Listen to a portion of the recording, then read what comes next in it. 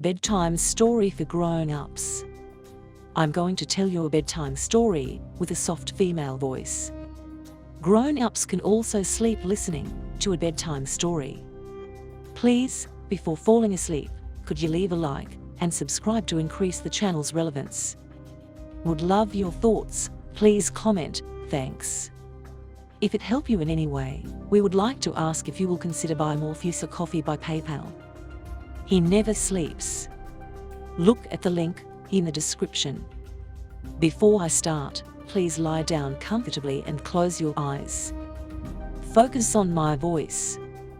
Don't fight the thoughts, just let them come and go. Now I will tell the bedtime story. Alice in Wonderland. Down the rabbit hole. Alice had sat on the bank by her sister till she was tired. Once or twice she had looked at the book her sister held in her hand, but there were no pictures in it, and what is the use of a book, thought Alice, without pictures? She asked herself as well as she could, for the hot day made her feel quite dull, if it would be worthwhile to get up and pick some daisies to make a chain. Just then, a white rabbit with pink eyes ran close by her. Image. That was not such a strange thing, nor did Alice think it so much out of the way to hear the rabbit say, "Oh dear. Oh dear. I shall be late." But when the rabbit took a watch out of its pocket and looked at it and then ran on, Alice started to her feet, for she knew that was the first time she had seen a rabbit with a watch. She jumped up and ran to get a look at it, and was just in time to see it pop down a large rabbit hole near the hedge. As fast as she could go, Alice went down the hole after it, and did not once stop to think how in the world she was to get out. The hole went straight on for some way and then turned down with a sharp bend, so sharp that Alice had no time to think to stop till she found herself falling in what seemed a deep well. She must not have moved fast, or the well must have been quite deep, for it took her a long time to go down, and as she went she had time to look at the strange things she passed. First she tried to look down and make out what was there, but it was too dark to see. Then she looked at the sides of the well and saw that they were piled with bookshelves. Here and there she saw maps hung on pegs. She took down a jar from one of the shelves as she passed. On it was the word jam, but there was no jam in it, so she put it back on one of the shelves as she fell past it. Well, thought Alice to herself, after such a fall as this, I shall not mind a fall downstairs at all. How brave they'll all think me at home. Why, I wouldn't say a thing if I fell off the top of the house. Which I dare say was quite true. Down, down, down. Would the fall never come to an end? I should like to know, she said, how far I have come by this time. Wouldn't it be strange if I should fall right through the earth and come out where the folks walk with their feet up and their heads down? Down, down, down. Dinah will miss me tonight, Alice went on. Dinah was the cat. I hope they'll think to give her milk at tea time. Dinah, my dear, I wish you were down here with me. There are no mice in the air, but you might catch a bat, and that's much like a mouse, you know. But do cats eat bats? And here Alice must have gone to sleep, for she dreamed that she walked hand in hand with Dinah, and just as she asked her, "Now, Dinah, tell me the truth. Do you eat bats, all at once?" Thump, thump. Down she came on a heap of sticks and dry leaves, and the long fall was over. Alice was not a bit hurt, but at once jumped to her feet. She looked up, but all was dark there. At the end of a long hall in front of her, the white rabbit was still in sight. There was no time to be lost, so off Alice went like the wind, and was just in time to hear it say, "Oh, my ears, How late it is, then it was out of sight. She found she was in a long hall with a low roof, from which hung a row of lighted lamps. There were doors on all sides, but when Alice had been all round and tried each one, she found they were all locked. She walked back and forth and tried to think how she was to get out. At last she came to a stand made all of glass. On it was a tiny key of gold, and Alice's first thought was that this might be a key to one of the doors of the hall, but when she had tried the key in each lock, she found the locks were too large or the key was too small. It did not fit one of them. But when she went round the hall once more, she came to a low curtain, which she had not seen at first, and when she drew this back she found a small door, not much more than a foot high. She tried the key in the lock, and to her great joy it fitted. Image. Alice found that the door led to a hall the size of a rat hole. She knelt down and looked through it into a garden of gay flowers. How she longed to get out of that dark hall and near those bright blooms, but she could not so much as get her head through the door, and if my head would go through, thought Alice, it would be of no use, for the rest of me would still be too large to go through. Oh, how I wish I could shut up small. I think I could if I knew how to start. There seemed to be no use to wait by the small door, so she went back to the stand with the hope that she might find a key to one of the large doors, or maybe a book of rules that would teach her to grow small. This time she found a small bottle on it, which I am sure was not here just now, said Alice, and tied round the neck of the bottle was a tag with the words "Drink me" printed on it. It was all right to say "drink me," but Alice was too wise to do that in haste. No, I'll look first, she said, and see if it's marked poison or not, for she had been taught if you drink much from a bottle marked poison, it is sure to make you sick. This had no such mark on it, so she dared to taste it, and as she found it nice, it had, in fact, a taste of pie, ice cream, roast fowl, and hot toast. She soon drank it off. How strange I feel, said Alice. I am sure I am not so large as I was. And so it was. She was now not quite a foot high, and her face lighted up at the thought that she was now the right size to go through the small door and get out to that lovely garden. Image. Poor Alice. When she reached the door she found that she had left the key on the stand, and when she went back for it, she found she could by no means reach it. She could see it through the glass, and she tried her best to climb one of the legs of the stand, but it was too sleek, and when she was quite tired out, she sat down and cried. Come, there's no use to cry like that, Alice said to herself as stern as she could speak. I tell you to leave off at once. Soon her eyes fell on a small glass box that lay on the floor. She looked in it and found a tiny cake on which were the words "Eat me" marked in grapes. Well, I'll eat it, said Alice, and if it makes me grow tall, I can reach the key, and if it makes me shrink up, I can creep under the door, so I'll get out some way.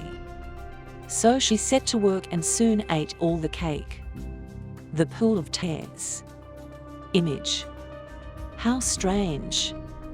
Oh my, said Alice, how tall I am, and all at once, too. Goodbye, feet.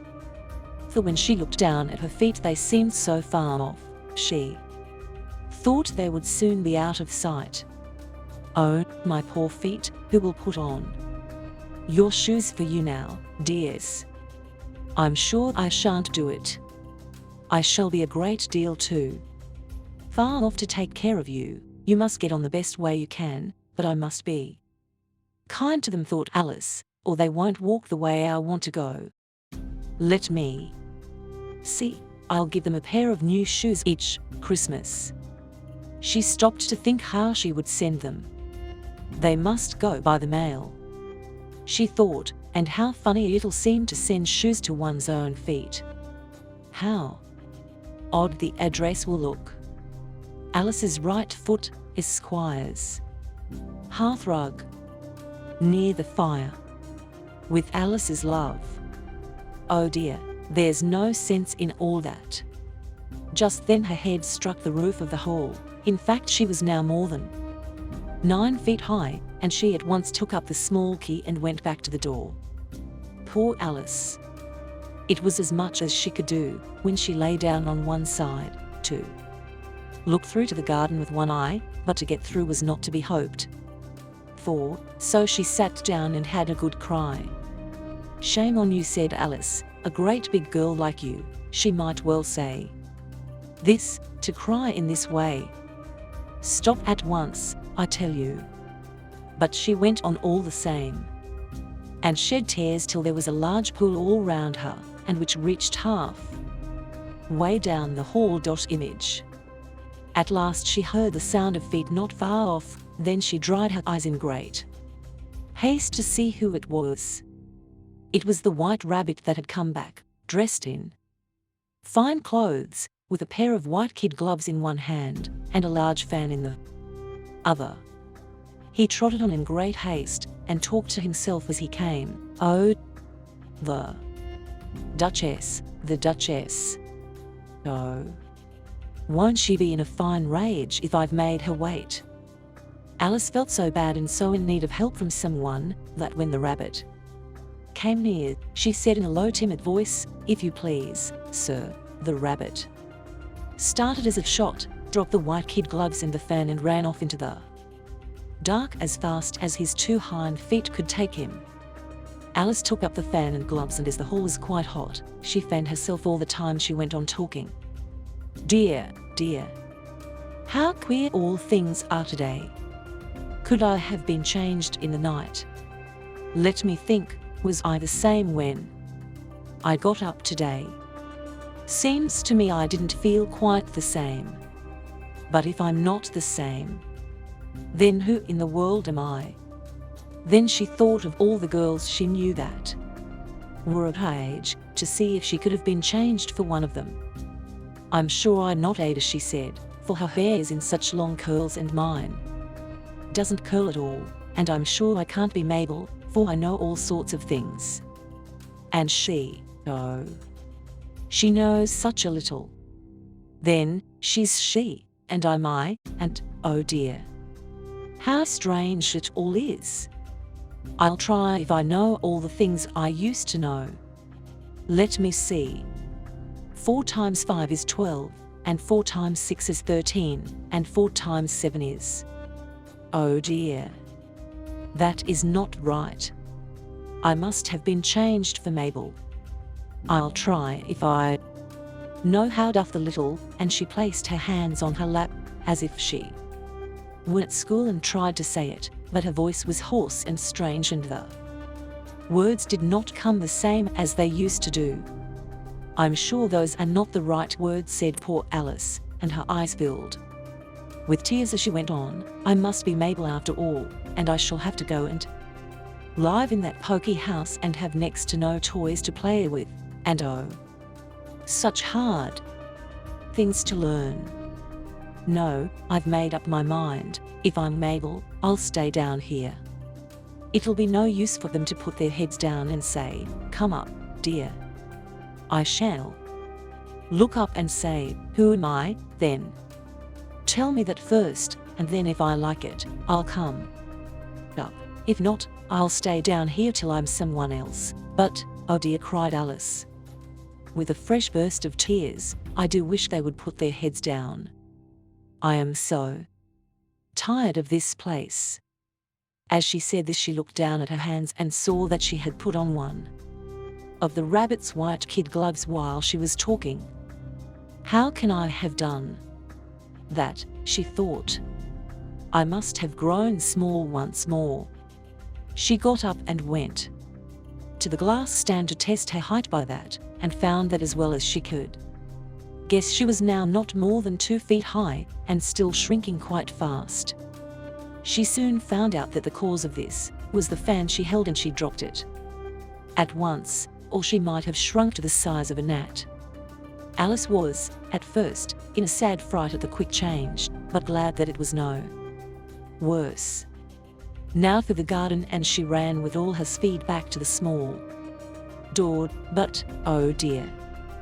The door was shut, and the key lay on the glass stand, and things are worse than ever, thought the poor child, for I never was so small as this, never. It's too bad, that it is. Image. As she said these words, her foot slipped, and splash. She was up to her chin in salt water. At first she thought she must be in the sea, but she soon made out that she was in the pool of tears which she had wept when she was 9 feet high. I wish I hadn't cried so much, said Alice as she swam round and tried to find her way out. I shall now be drowned in my own tears. That will be a queer thing, to be sure. But all things are queer today. Image. Just then she heard a splash in the pool a little way off, and she swam near to make out what it was. At first she thought it must be a whale, but when she thought how small she was now, she soon made out that it was a mouse that had slipped in the pond. Would it be of any use now to speak to this mouse? All things are so out of the way down here. I should think maybe it can talk. At least there's no harm to try. So she said, "Oh mouse, do you know the way out of this pool? I have swum here till I'm quite tired, oh mouse." The mouse looked at her and seemed to her to wink with one of its small eyes, but it did not speak. It may be a French mouse, thought Alice, so she said, "Oh, you ist my cat. Where is my cat?" which was all the French she could think of just then. The mouse gave a quick leap out of the water, and seemed in a great fright. "Oh, I beg your pardon," cried Alice. "I quite forgot you didn't like cats." "Not like cats," cried the mouse in a shrill, harsh voice. "Would you like cats if you were me?" "Well, I guess not," said Alice, "but please don't get mad. And yet I wish I could show you our cat, Dinah. I'm sure you'd like cats if you could see her. She is such a dear thing," Alice went on half to herself as she swam round in the pool, "and she sits and purrs by the fire and licks her paws and washes her face. And she is such a nice soft thing to nurse, and she's a fine one to catch mice." "Oh, dear," cried Alice, for this time the mouse was in a great fright and each hair stood on end. "We won't talk of her if you don't like it." "We talk," cried the mouse, who shook down to the end of his tail. "As if I would talk of such low, mean things as cats. All rats hate them. Don't let me hear the name again." "I won't," said Alice, in great haste to change the theme. "Are you fond of dogs?" The mouse did not speak, so Alice went on, "There is such a nice dog near our house. I should like to show you. A tiny bright-eyed dog, you know, with such long curly brown hair. And it'll fetch things when you throw them, and it'll sit up and beg for its meat and do all sorts of things, I can't tell you half of them. And it kills all the rats, and oh dear," cried Alice in a sad tone, "I've made it mad again." For the mouse swam off from her as fast as it could go, and made quite a stir in the pool as it went. So she called it in a soft, kind voice, "Mouse dear, do come back and we won't talk of cats or dogs if you don't like them." When the mouse heard this, it turned round and swam back to her. Its face was quite pale with rage, Alice thought. And it said in a low, weak voice, "Let us get to the shore, and then I'll tell you why it is I hate cats and dogs." It was high time to go, for the pool was by this time quite crowded with the birds and beasts that had slipped into it. Alice led the way, and they all swam to the shore. A race. They were a queer-looking crowd as they stood or sat on the bank. The wings and tails of the birds drooped to the earth, the fur of the beasts clung close to them, and all were as wet and cross as could be. Image. The first thought, of course, was how to get dry. They had a long talk about this, and Alice joined with them as if she had known them all her life. But it was hard to tell what was best. "What I want to say," at last spoke up the dodo, "is that the best thing to get us dry would be a race." "What kind of race?" asked Alice, not that she much wanted to know, but the dodo had paused as if it thought that someone ought to speak, and no one else would say a word. "Why," said the dodo, "the best way to make it plain is to do it. And as you might like to try the thing some cold day, I'll tell you how." The dodo did it. First it marked out a racecourse in a sort of ring. It didn't care much for the shape, and then all the crowd were placed on the course, here and there. There was no 1, 2, 3, and here we go, but they ran when they liked and left off when they liked, so that no one could tell when the race was ended. When they had been running half an hour or so and were all quite dry, the dodo called out, "The race is over," and they all crowded round it and asked, "But who has won?" This the dodo could not, at first, tell, but sat for a long time with one claw pressed to its head while the rest waited, but did not speak. At last the dodo said, "All have won and each must have a prize." "But who is to give them?" all asked at once.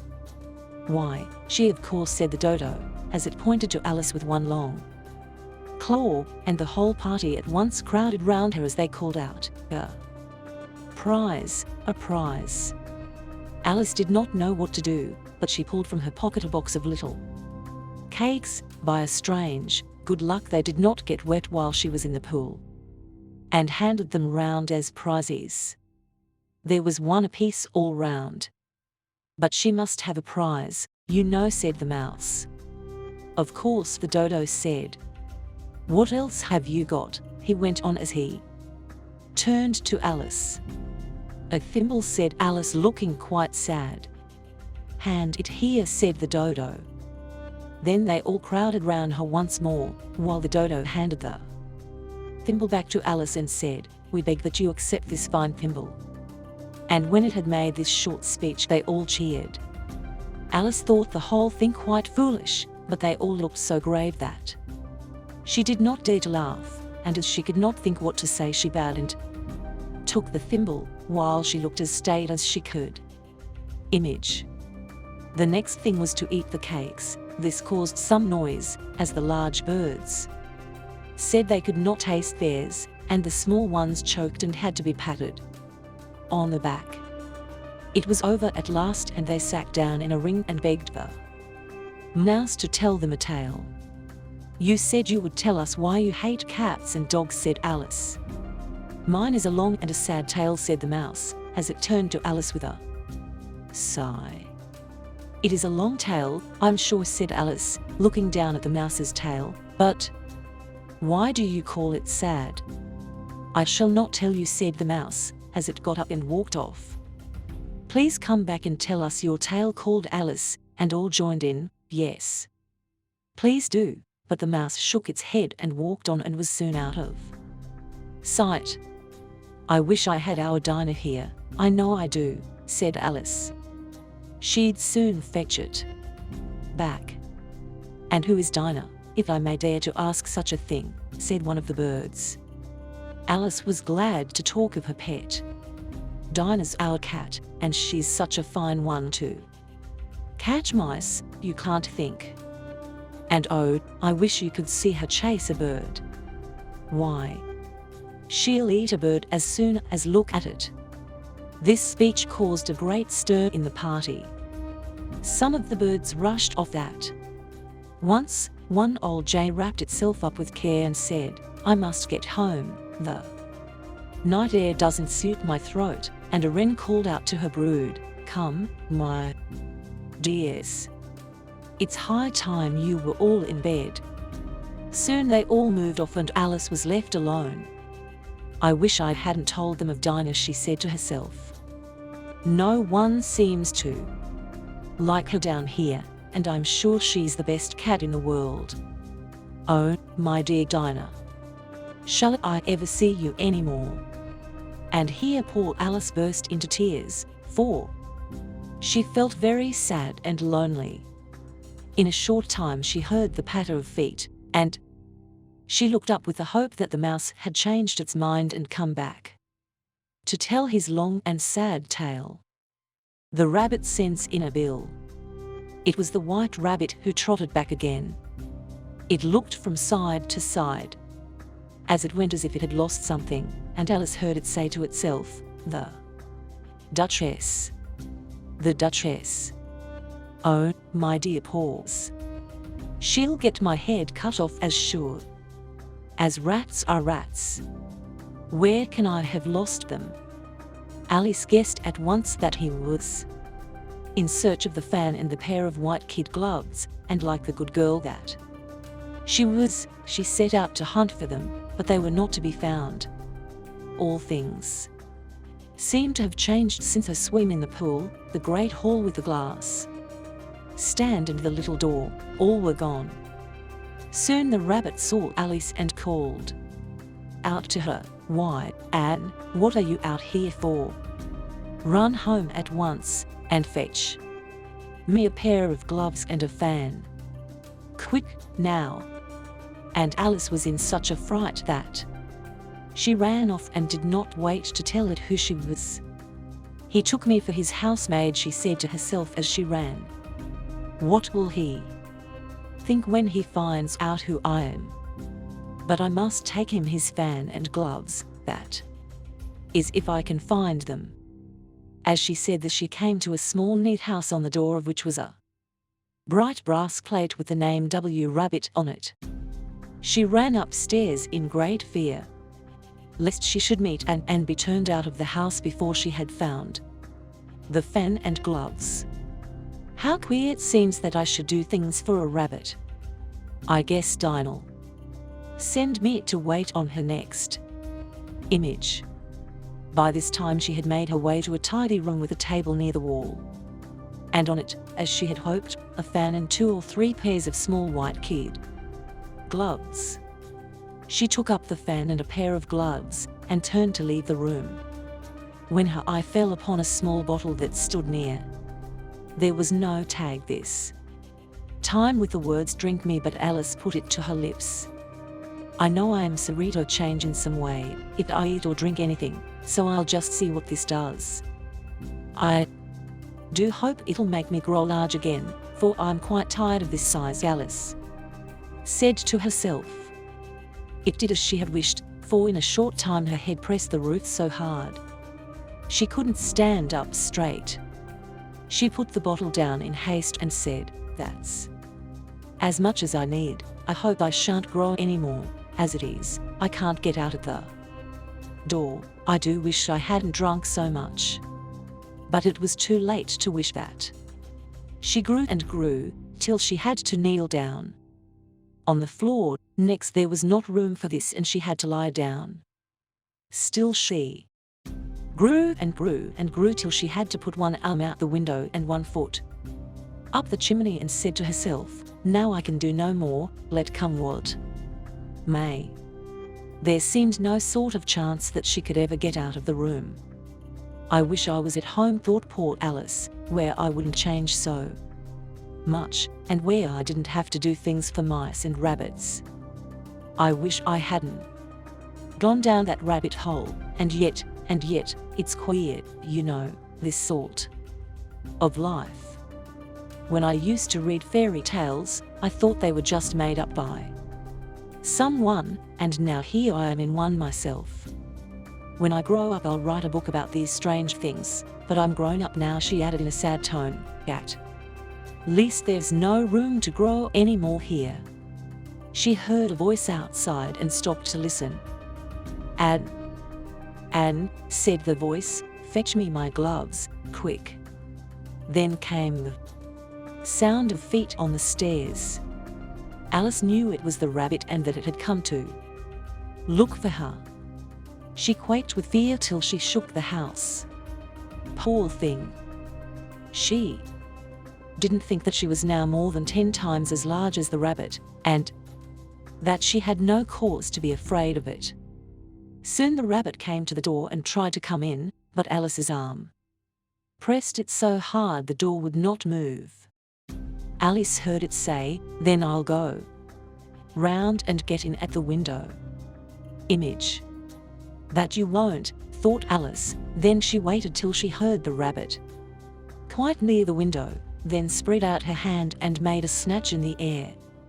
She did not get hold of it, but she heard a shriek and a fall. Next came an angry voice, the rabbit's, "Pat, Pat, where are you?" And then a voice which was new to her, "Sure then, I'm here. Digging for apples, Your Honor." "Digging for apples, indeed," said the rabbit. "Here, come and help me out of this. Now, tell me, Pat, what's that in the window?" "Sure it's an arm, Your Honor." "An arm, you goose.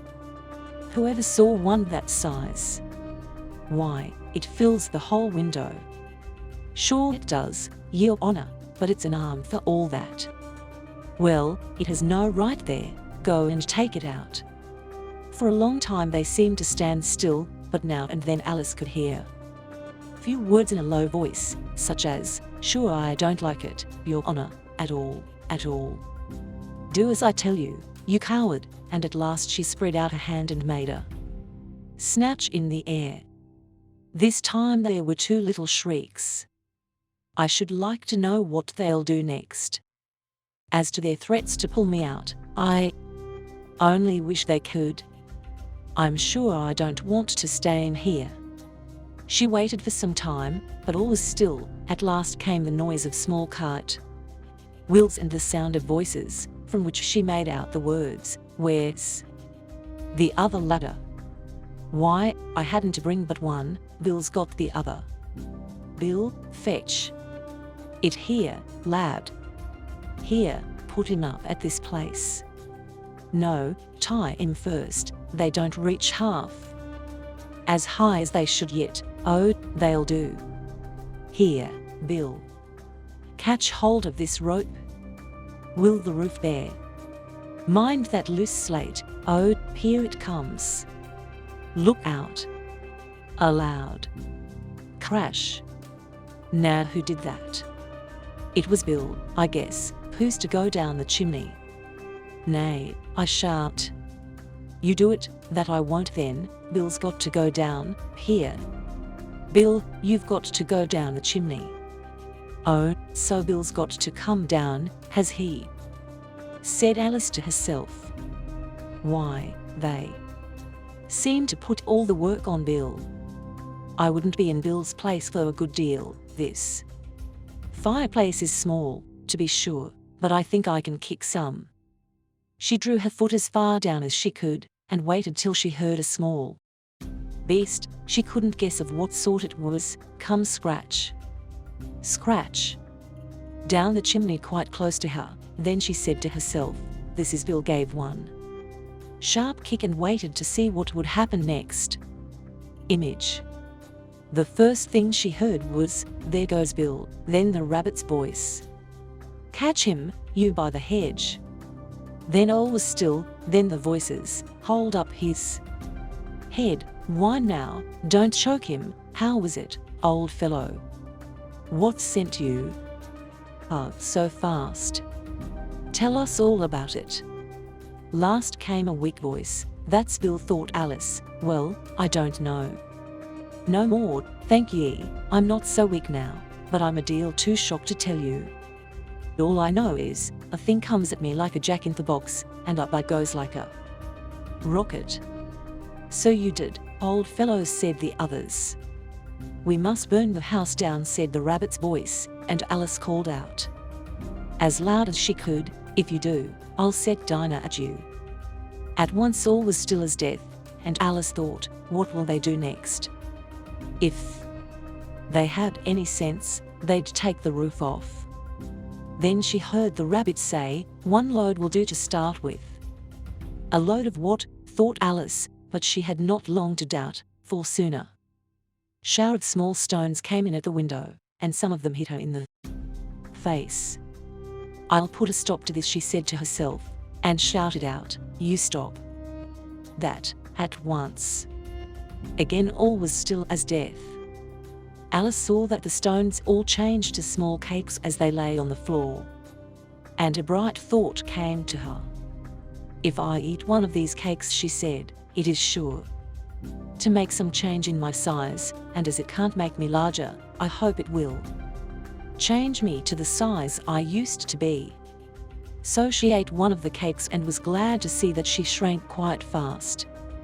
She was soon so small that she could get through the door, so she ran out of the house and found quite a crowd of beasts and birds in the yard. The poor lizard, Bill, was in the midst of the group, held up by 2 guinea pigs, who gave it something to drink out of a bottle. They all made a rush at Alice as soon as she came out, but she ran off as hard as she could, and was soon safe in a thick wood. "The first thing I've got to do," said Alice to herself, as she walked round in the wood, "is to grow to my right size again, and the next thing is to find my way to that lovely garden. I think that will be the best plan." It was a fine scheme, no doubt, and well planned, but the hard thing was that she did not in the least know how she should start to work it out, and while she peered round through the trees, a sharp bark just over her head made her look up in great haste. Image. A great puppy looked down at her with large round eyes, stretched out one paw and tried to touch her. "Poor thing," said Alice in a kind tone, and tried hard to show it that she wished to be its friend, but she was in a sore fright, lest it should eat her up. Alice could not think what to do next, so she picked up a bit of stick and held it out to the puppy. It jumped from the tree with a yelp of joy, as if to play with it. Then Alice dodged round a large plant that stood near, but the puppy soon found her and made a rush at the stick again, but tumbled head over heels in its haste to get hold of it. Alice felt that it was quite like a game with a cart horse, and looked at each turn to be crushed neath its great feet. At last, to her joy, it seemed to grow tired of the sport and ran a good way off and sat down, with its tongue out of its mouth and its big eyes half shut. This seemed to Alice a good time to get out of its sight, so she set out at once, and ran till she was quite tired and out of breath, and till the puppy's bark sounded quite faint. Image. "And yet what a dear puppy it was," said Alice, as she stopped to rest and fanned herself with a leaf. "I should have liked so much to teach it tricks, if I'd been the right size to do it. Oh dear. I've got to grow up again.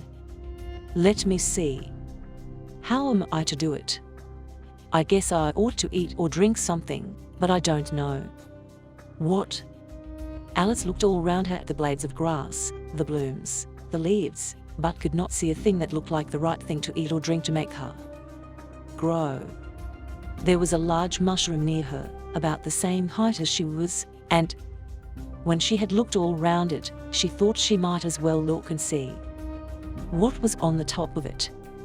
She stretched up as tall as she could, and her eyes met those of a large blue caterpillar that sat on the top with its arms folded, smoking a queer pipe with a long stem that bent and curved round it like a hoop. A caterpillar tells Alice what to do. The caterpillar looked at Alice, and she stared at it, but did not speak. At last, it took the pipe from its mouth and said, "Who are you?" Alice said, "I'm not sure, sir, who I am just now. I know who I was when I left home, but I think I have been changed 2 or 3 times since then." "What do you mean by that?" asked the caterpillar. "I fear I can't tell you, for I'm sure I don't know myself, but to change so many times all in one day makes one's head swim." "It doesn't," said the caterpillar. "Well, maybe you haven't found it so yet," said Alice, "but when you have to change, you will someday. You know, I should think you'd feel it queer, won't you?" Not a bit, said the caterpillar. Well, you may not feel as I do, said Alice. All I know is, it feels queer to me. To change so much. You, said the caterpillar with its nose in the air. Who are you? Which brought them back to the point from which they started. Alice was not pleased at this, so she said in as stern a voice as she could, I think you ought to tell me who you are first. Why, said the caterpillar. As Alice could not think what to say to this, and as it did not seem to want to talk, she turned away. Come back, said the caterpillar. I have something to say to you. Alice turned and came back. Keep your temper, said the caterpillar. Is that all? Asked Alice, while she hid her anger as well as she could. No, said the caterpillar. Alice waited what seemed to her a long time, while it sat and smoked but did not speak. At last, it took the pipe from its mouth and said, So you think you're changed, do you? I fear I am, sir, said Alice. I don't know things as I once did, and I don't keep the same size, but a short while at a time. What things is it you don't know? Well, I've tried to say the things I knew at school, but the words all came wrong. Let me hear you say, you are old, Father William, said the caterpillar. Alice folded her hands and began. Image. You are old, Father William, the young man said. And your hair has become very white. And yet you stand all the time on your head. Do you think, at your age, it is right? In my youth, Father William then said to his son, I feared it might injure the brain. But now that I know full well I had none, why, I do it again and again. You are old, said the youth, shall I tell you once more? And are now quite as large as a ton. Yet you turned a back somerset in at the door. Pray, tell me now, how was that done? Image. In my youth, said the sage, as he shook his grey locks, I kept all my limbs very supple. By the use of this ointment, 1 shilling the box. Allow me to sell you a couple. You are old, said the youth, and your jaws are too weak for anything tougher than suet. Yet you ate up the goose, with the bones and the beak. Pray, how did you manage to do it? Image. In my youth, said his father, I took to the law and argued each case with my wife. And the very great strength, which it gave to my jaw, has lasted the rest of my life. You are old, said the youth, one would hardly suppose that your eye was as steady as ever. Yet you balance an eel on the end of your nose. What makes you always so clever? Image. I have replied to 3 questions, and that is enough. Said the father, don't give yourself airs. Do you think I can listen all day to such stuff? Be off, or I'll kick you downstairs. That is not said right, said the caterpillar. Not quite right, I fear, said Alice. Some of the words are changed. It is wrong from first to last, said the caterpillar, then did not speak for some time. At last it said, what size do you want to be? Oh, I don't care so much as to size, but one doesn't like to change so much. You know. I don't know, it said. Alice was too much vexed to speak, for she had never, in all her life, been talked to in that rude way. Do you like your size now? Asked the caterpillar. Well, I'm not quite so large as I would like to be, said Alice. 3 inches is such a wretched height to be. It is a good height, indeed, said the caterpillar, and reared itself up straight as it spoke. It was just 3 inches high. But I'm not used to it, pleaded poor Alice. And she thought, I wish the things wouldn't be so easy to get mad. You'll get used to it in time, the caterpillar said, and put the pipe to its mouth, and Alice waited till it should choose to speak. At last it took the pipe from its mouth yawned once or twice, then got down from its perch and crawled off in the grass. As it went, it said, "One side will make you tall, and one side will make you small." One side of what? Thought Alice to herself. Of the mushroom, said the caterpillar, just as if it had heard her speak. Soon it was out of sight. Alice stood and looked at the mushroom a long time and tried to make out which were the two sides of it. As it was round, she found this a hard thing to do. At last she stretched her arms round it as far as they would go, and broke off a bit of the edge with each hand. "And now which is which?" she said to herself, and ate a small piece of the right hand bit, to try what it would do. The next moment she felt her chin strike her foot with a hard blow.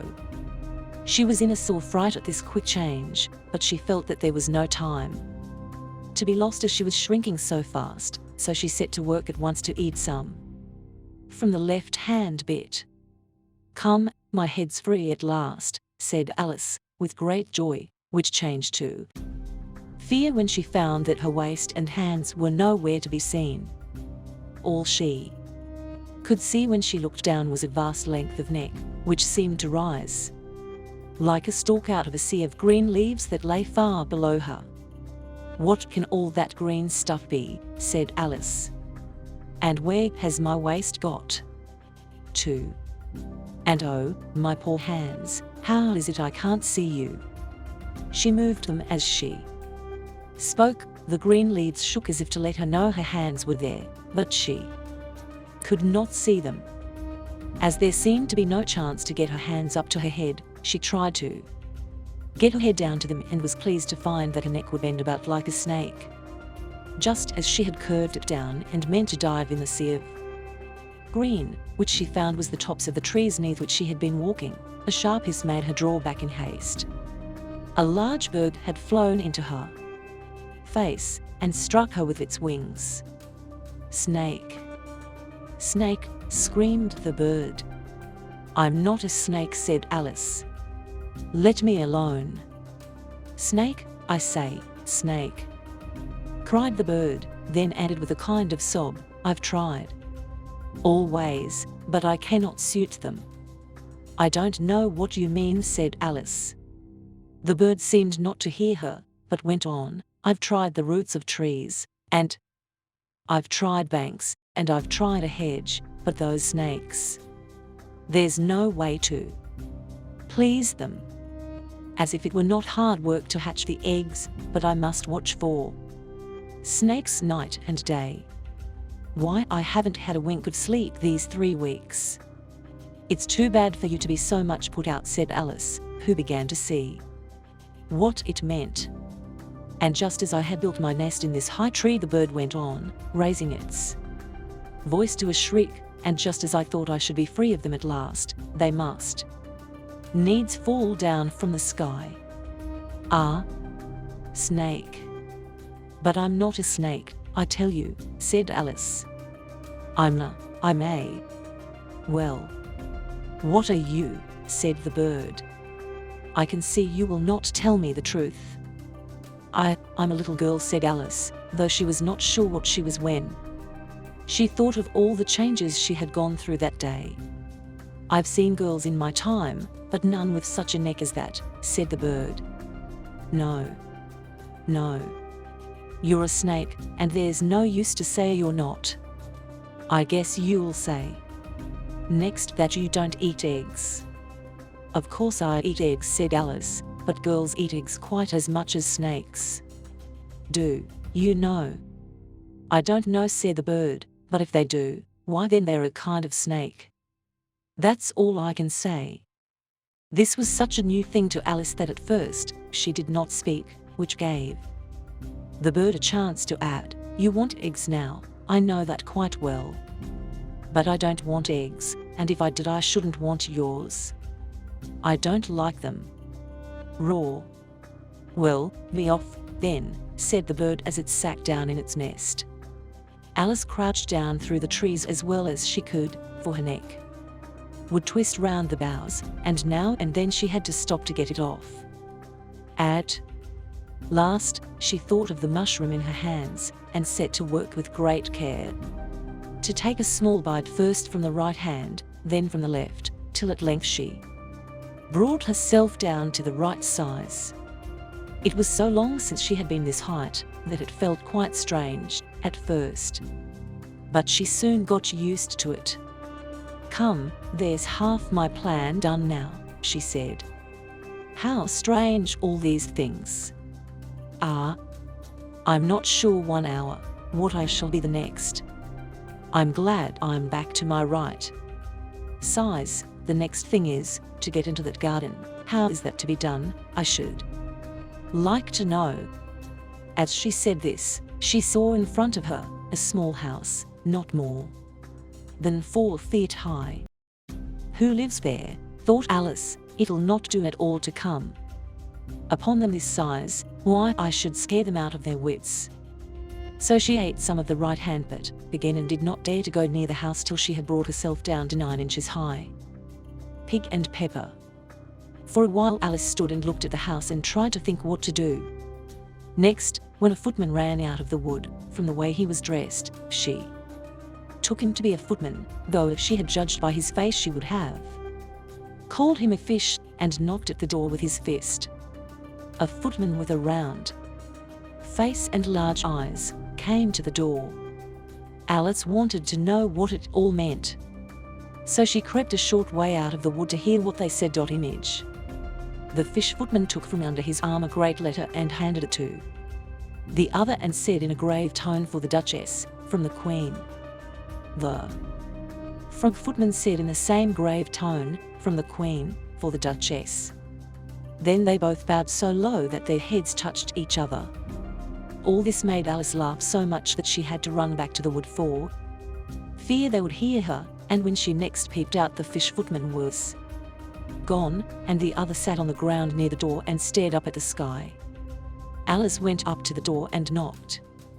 "There's no sort of use for you to knock," said the footman. "I'm on the same side of the door that you are, and there is so much noise in the room that no one could hear you." There was, indeed, a great noise in the house, a howling and sneezing, with now and then a great crash, as if a dish or a pot had been broken to pieces. "Please," then said Alice, "how am I to get in?"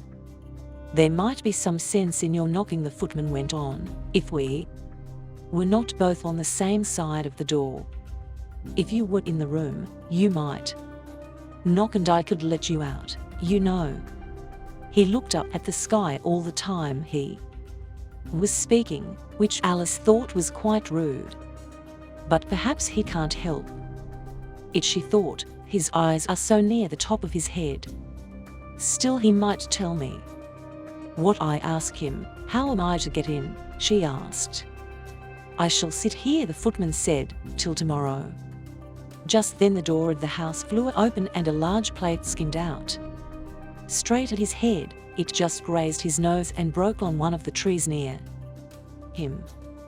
Or next day, maybe, he went on in the same tone as if he had not seen the plate. Image. "How am I to get in?" Alice asked as loud as she could speak. "Are you to get in at all?" he said. "That's the first thing, you know." It was, no doubt, but Alice didn't like to be told so. The footman seemed to think this a good time to say again, "I shall sit here on and off 4 days and days." "But what am I to do?" said Alice. "Do what you like," he said. "Oh, there's no use to try to talk to him," said Alice. "He has no sense at all." And she opened the door and went in. The door led right into a large room that was full of smoke from end to end. The Duchess sat on a stool and held a child in her arms. The cook stood near the fire and stirred a large pot which seemed to be full of soup.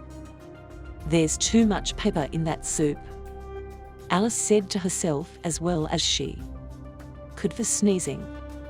There was too much of it in the air, for the Duchess sneezed now and then, and as for the child, it sneezed and howled all the time. A large cat sat on the hearth grinning from ear to ear. "Please, would you tell me," said Alice, not quite sure that it was right for her to speak first. Why are your cat grins like that? It's a Cheshire cat, said the Duchess, and that's why. Pig. She said the last word so loud that Alice jumped, but she soon saw that the Duchess spoke to the child and not to her, so she went on. I didn't know that Cheshire cats grinned. In fact, I didn't know that cats could grin. They all can, said the Duchess, and most of them do.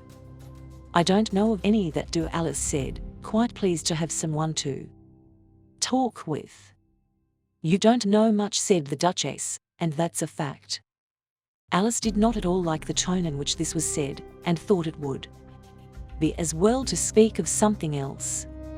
While she tried to think of what to say, the cook took the pot from the fire, and at once set to work throwing things at the Duchess and the child. The tongs came first, then pots, pans, plates and cups flew thick and fast through the air. The Duchess did not seem to see them, even when they hit her, and the child had howled so loud all the while that one could not tell if the blows hurt it or not. Oh, please mind what you do, cried Alice, as she jumped up and down in great fear, lest she should be struck.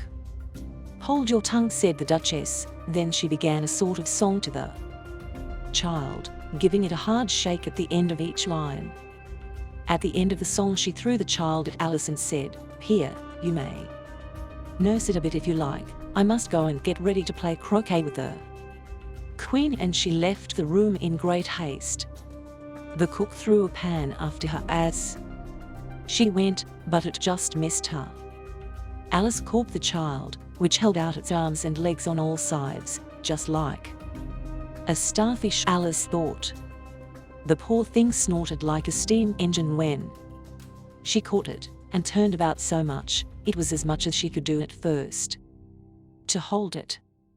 As soon as she found out the right way to nurse it, which was to twist it up in a sort of knot, then keep tight hold of its right ear and left foot, she took it out in the fresh air. If I don't take this child with me, thought Alice, they're sure to kill it in a day or two. Wouldn't it be wrong to leave it here? She said the last words out loud, and the child grunted. It had left off sneezing by this time. Don't grunt, said Alice, that is not at all the right way to do. Image. The child grunted again, and Alice looked at its face to see what was wrong with it. There could be no doubt that it had a turn-up nose, much more like a snout than a child's nose. Its eyes were quite small too. In fact, she did not like the look of the thing at all. Perhaps that was not a grunt, but a sob, and she looked to see if there were tears in its eyes. No, there were no tears. If you're going to turn into a pig, my dear, said Alice, I'll have no more to do with you.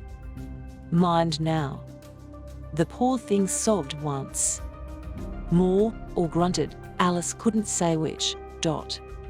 Now, what am I to do with this thing when I get it home, thought Alice. Just then it grunted so loud that she looked down at its face with some fear. This time there could be no doubt about it, it was a pig. So she set it down, and felt glad to see it trot off into the wood. As she turned to walk on, she saw the Cheshire cat on the bough of a tree a few yards off. The cat grinned when it saw Alice. It looked like a good cat, she thought. Still, it had long claws and large teeth, so she felt she ought to be kind to it. Image. Put, said Alice, would you please tell me which way I ought to walk from here? That depends a good deal on where you want to go to, said the cat. I don't much care where, said Alice. Then you need not care which way you walk, said the cat. So long as I get somewhere, Alice added. Oh, you're sure to do that if you don't stop, said the cat. Alice knew that this was true, so she asked, what sort of people live near here? In that way, said the cat, with a wave of its right paw, lives a hatter, and in that way, with a wave of its left paw, lives a March hare. Go to see the one you like, they are both mad. "But I don't want to go where mad folks live," said Alice. "Oh, you can't help that," said the cat. "We're all mad here." "I'm mad." "You're mad." Image. "How do you know I'm mad?" asked Alice. "You must be," said the cat, "or you wouldn't have come here." Alice didn't think that proved it at all, but she went on, "And how do you know that you are mad?" "First," said the cat, "a dog's not mad." "You grant that?" "Yes." "Well, then," the cat went on, "you know a dog growls when it's angry, and wags its tail when it's pleased. Now I growl when I'm pleased, and wag my tail when I'm angry. So you see, I'm mad." "I say," the cat purrs, "I do not call it a growl," said Alice. "Call it what you like," said the cat. "Do you play croquet with the Queen today?" "I should like it, but I haven't been asked yet," said Alice. "You'll see me there," said the cat, then faded out of sight. Alice did not think this so queer, as she was now used to strange things. While she still looked at the place where it had been, it came back again, all at once. "By the by, what became of the child?" it asked. "It turned into a pig," Alice said. "I thought it would," said the cat, then once more faded out of sight. Alice waited a while to see if it would come back, then walked on in the way in which the March Hare was said to live. "I've seen hatters," she said to herself, "so I'll go to see the March Hare." As she said this, she looked up, and there sat the cat on a branch of a tree. "Did you say pig or fig?" asked the cat. "I said pig, and I wish you wouldn't come and go all at once, like you do. You make one quite giddy." "All right," said the cat, and this time it faded out in such a way that its tail went first, and the last thing Alice saw was the grin, which stayed some time after the rest of it had gone. "Well, I've seen a cat without a grin," thought Alice, "but a grin without a cat. It's the strangest thing I ever saw in all my life." She soon came in sight of the house of the March Hare. She thought it must be the right place, as the chimneys were shaped like ears, and the roof was thatched with fur. It was so large a house that she did not like to go too near. While she was so small, so she ate a small piece from the left-hand bit of mushroom, and raised herself to 2 feet high. Then she walked up to the house, though with some fear lest it should be mad, as the cat had said. A mad tea party. There was a table set out in the shade of the trees in front of the house, and the March Hare and the Hatter were at tea, a dormouse sat between them, but it seemed to have gone to sleep. The table was a long one, but the three were all crowded at one corner of it. "No room. No room," they cried out as soon as they saw Alice. "There's plenty of room," she said, and sat down in a large armchair at one end of the table. "Have some wine," the March Hare said in a kind tone. Alice looked all round the table, but there was not a thing on it but tea. "I don't see the wine," she said. "There isn't any," said the March Hare. "Then it wasn't polite of you to ask me to have wine," said Alice. "It wasn't polite of you to sit down when no one had asked you to have a seat," said the March Hare. "I didn't know it was your table," said Alice. "It's laid for more than 3. "Your hair wants cutting," said the Hatter. He had looked hard at Alice for some time, and this was his first speech. "You should learn not to speak to a guest like that," said Alice. "It is very rude." The Hatter stretched his eyes quite wide at this, but all he said was, "Why is a raven like a desk?"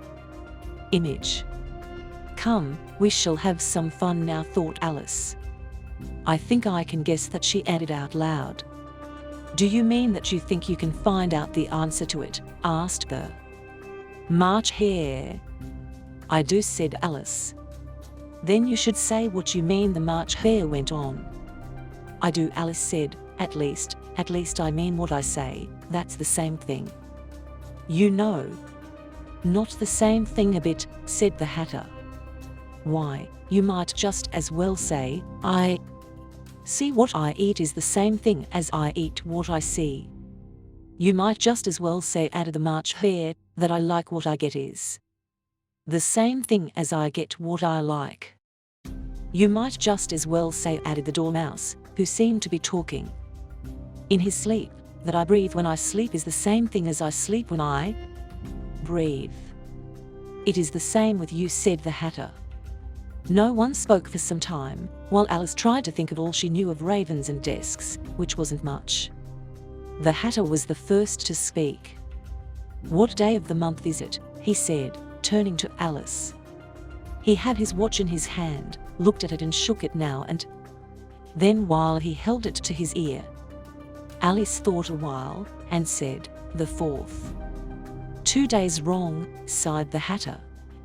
I told you butter wouldn't suit this watch, he added with a scowl as he looked at the March Hare. It was the best butter, the March Hare said.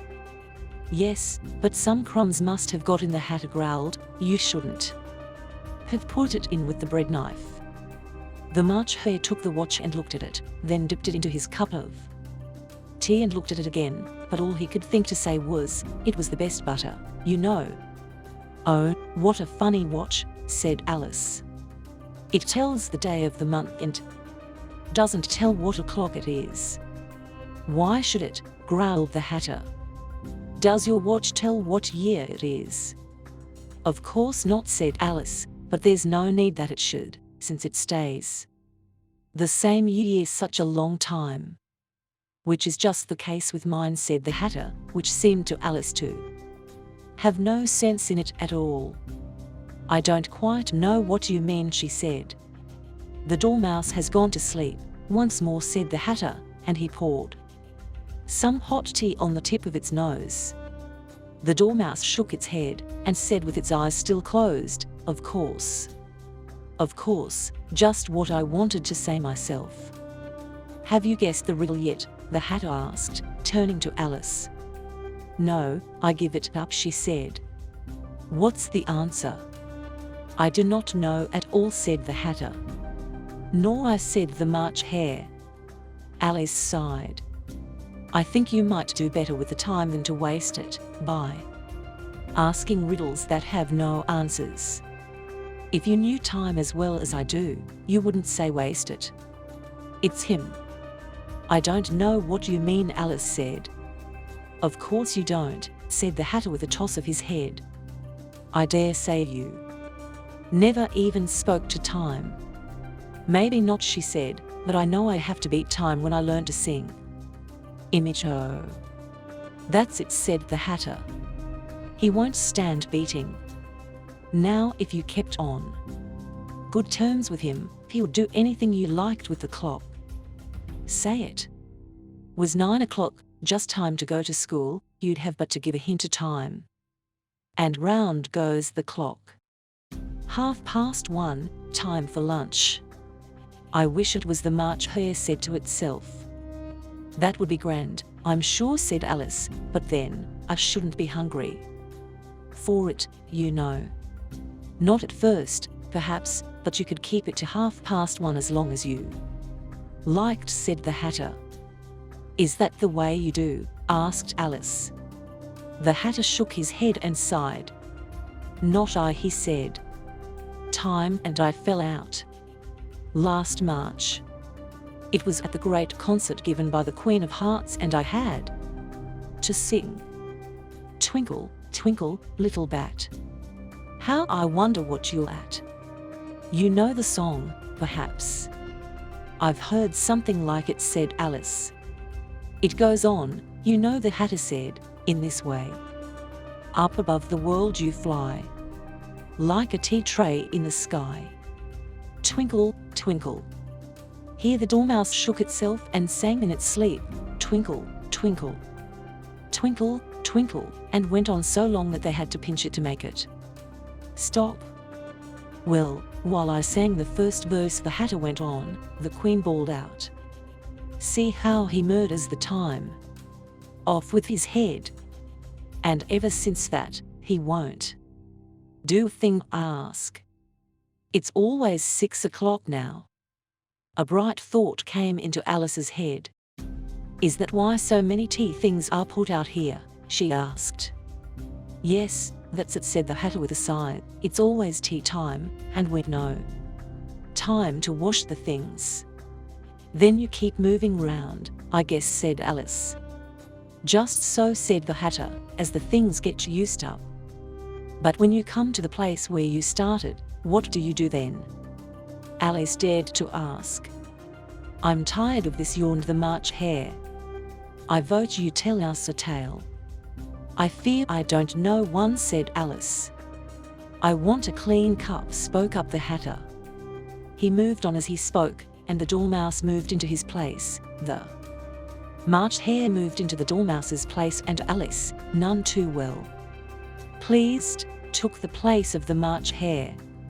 The Hatter was the only one to get any good from the change, and Alice was a good deal worse off, as the March Hare had upset the milk jug into his plate.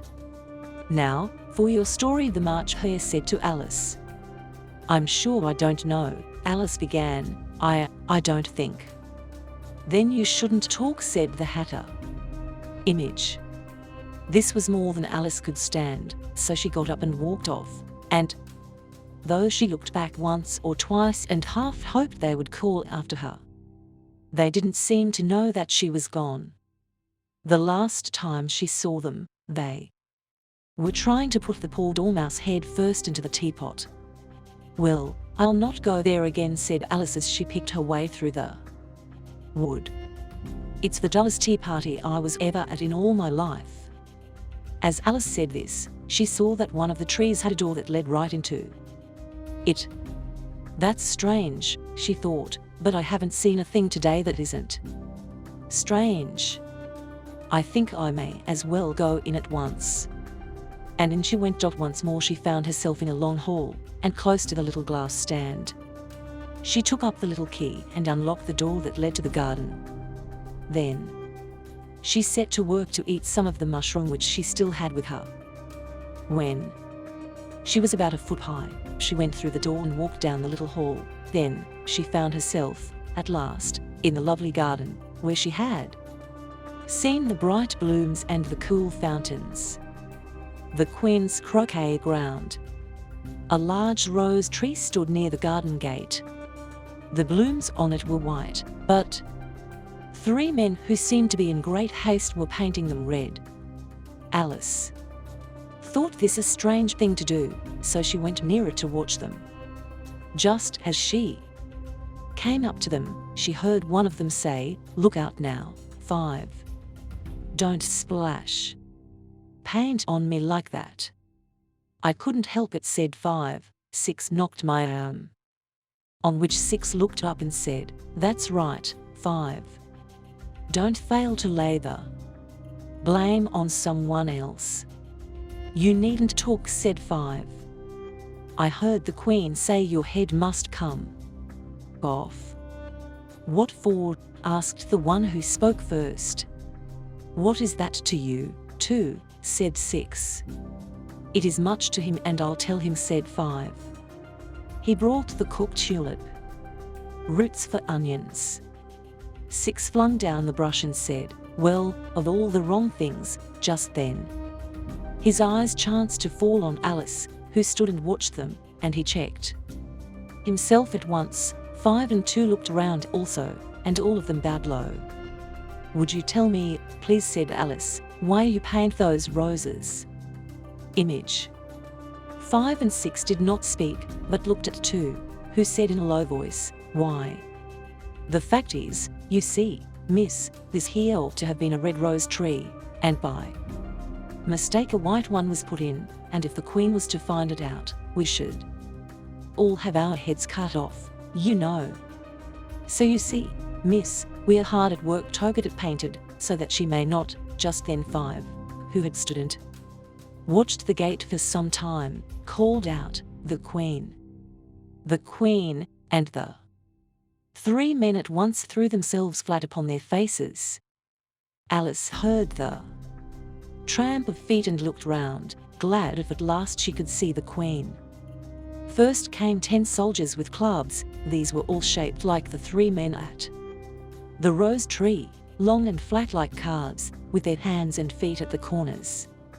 Next came 10 men who were trimmed with diamonds and walked 2 and 2, like the soldiers. The 10 children of the king and queen came next, and the little dears came with a skip and a jump hand in hand by Tis. They were trimmed with hearts. Next came the guests, most of whom were kings and queens. Alice saw the White Rabbit with them. He did not seem at ease, though he smiled at all that was said. He didn't see Alice as he went by. Then came the Knave of Hearts, with the king's crown on a red velvet cushion, and last of all came the king and queen of hearts. Image. At first Alice thought it might be right for her to lie down on her face like the 3 men at the rose tree, but what would be the use of such a fine show, she thought, if all had to lie down so that they couldn't see it. So she stood where she was and waited. When they came to where she stood, they all stopped and looked at her, and the queen said in a stern voice, "Who is this?" She spoke to the Knave of Hearts, who bowed and smiled but did not speak. "Fool," said the queen with a toss of her head. Then she turned to Alice and asked, "What's your name, child?" "My name is Alice, so please your majesty," said Alice, but she thought to herself, "Why, they're a mere pack of cards. I need have no fears of them." "And who are these?" asked the queen, as she pointed to the 3 men who still lay round the rose tree, for you see, as they all lay on their faces and their backs were the same as the rest of the pack, she could not tell who they were. "How should I know?" said Alice, and thought it strange that she should speak to a queen in that way. The queen turned red with rage, glared at her for a moment like a wild beast, then screamed, "Off with her head! Off!" "Nonsense," said Alice, in a loud, firm voice, and the queen said no more.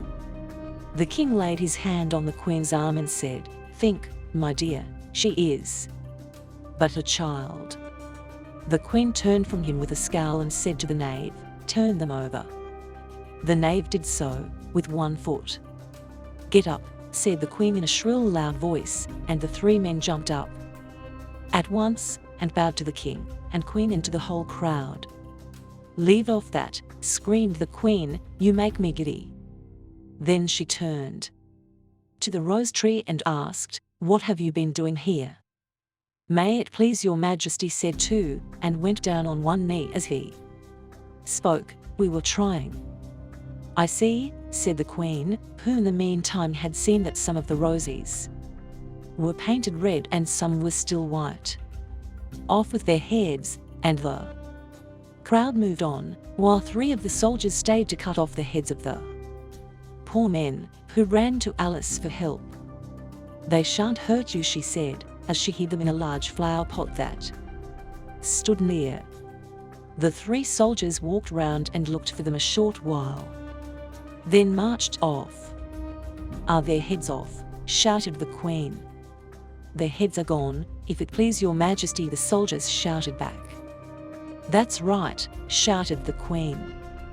"Can you play croquet?" she asked Alice. "Yes," shouted Alice. "Come on then," roared the queen, and Alice went on with them. It's a fine day," said a weak voice at her side. It was the White Rabbit, who peeped up into her face. "Yes," said Alice, "where's the Duchess?" "Hush! Hush!" said the rabbit, in a low tone. He looked back as he spoke, then raised up on tiptoe, put his mouth close to her ear and whispered, "She's to have her head cut off." "What for?" asked Alice. "Did you say, 'What a pity'?" the rabbit asked. "No, I didn't," said Alice. "I don't think it's at all a pity. I said, what for?" Image. She boxed the queen's ears, the rabbit began. Alice gave a little scream of joy. "Oh, hush," the rabbit whispered in a great fright. The Queen will hear you. You see, she came late, and the Queen said, "Each one to his place," shouted the Queen in a loud voice, and people ran this way and that in great haste, and soon each one had found his place, and the game began. Alice thought she had never seen such a strange croquet ground in all her life. It was all ridges, the balls were live hedgehogs, the mallets were live birds, and the soldiers bent down and stood on their hands and feet to make the arches.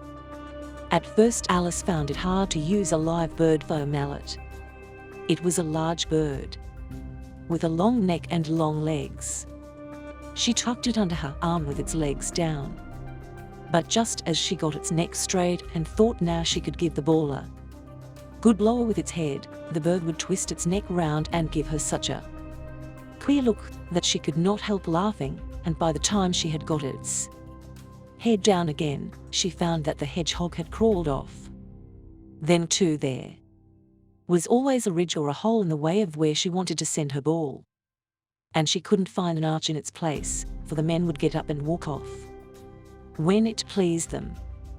Alice soon made up her mind that it was a very hard game to play. The Queen was soon in a great rage, and stamped about, shouting "Off with his head," or "Off with her head," with each breath. Alice felt quite ill at ease. To be sure, she had not as yet had cause to feel the wrath of the Queen, but she knew not how soon it might be her turn, and then she thought, "What shall I do?" As she was looking round for some way to get off without being seen, she saw a strange thing in the air, which she at last made out to be a grin, and she said to herself, "It's the cat, now I shall have someone to talk to." "How do you do?" said the cat as soon as its whole mouth came out. Alice waited till she saw the eyes, then nodded. It's no use to speak to it till its ears have come, or at least one of them.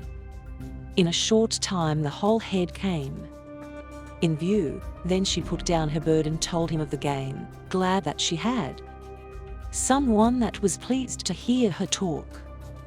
"I don't think they are at all fair in the game," said Alice with a scowl, "and they all talk so loud that one can't hear oneself speak, and they don't have rules to play by. At least if they have, they don't mind them, and you don't know how bad it is to have to use live things to play with.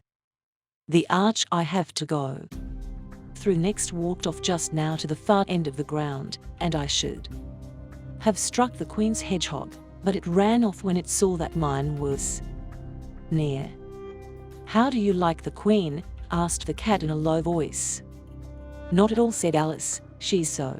Just then she saw that the Queen was behind her and heard what she said, so she went on, sure to win that it's not worth while to go on with the game.